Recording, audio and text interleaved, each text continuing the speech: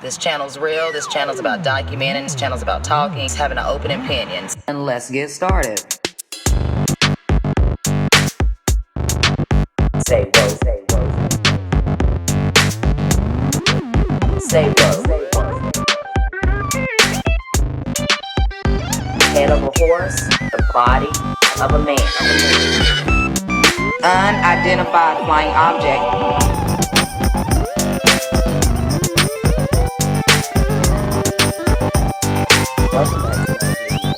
Welcome back to another video.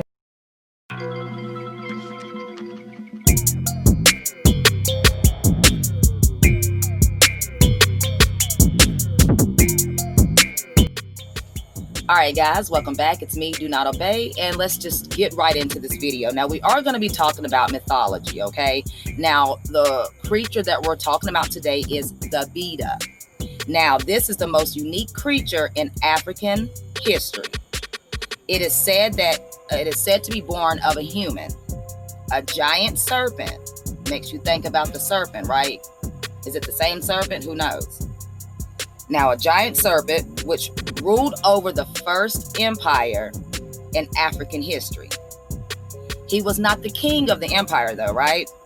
But he helped sustain the empire, like any resources, anything they needed, gold, anything they needed to make sure that they were guaranteed to stay on top, it was provided for them. And it kind of makes you think about the elites and certain groups of bloodlines. Maybe they have a Beeda, you know what I'm saying, helping them. I don't know. All right, the story of Beeda. Peter was the son of a human named Dinga and a spare woman. Dinga was traveling to the land of gods, and he was very thirsty and tired. He asked for a drink from a woman who was a spirit. She refused to give him water, and a great battle did take place. Dinga won the battle and then married the 3 daughters of the spirit woman. One of the daughters gave him a son, which is called Beeda. As soon as Beeda was born, he took refuge under the earth. He was worshipped like a deity, and he demanded sacrifices of beautiful young women, and then promised to shower them with gold. The empire, the people, were getting ready to sacrifice a beautiful young lady named Sia, but she was engaged.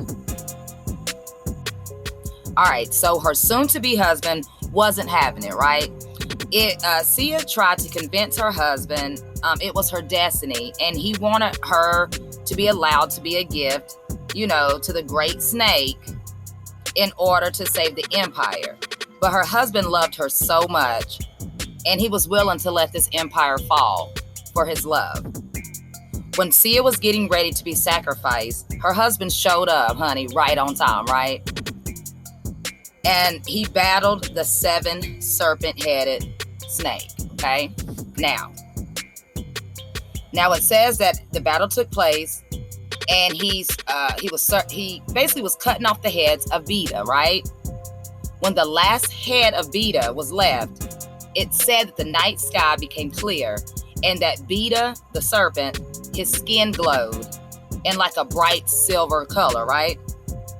And it says that Beeda looked at Sia's husband, and he said, "I swear by the Lord of 7 heads, during 7 years, 7 bad years, 7 months, 7 bad months, 7 days, 7 bad days, the empire will not receive any rain, and not one piece of gold, not an ounce, not a drop of resources, nothing," right?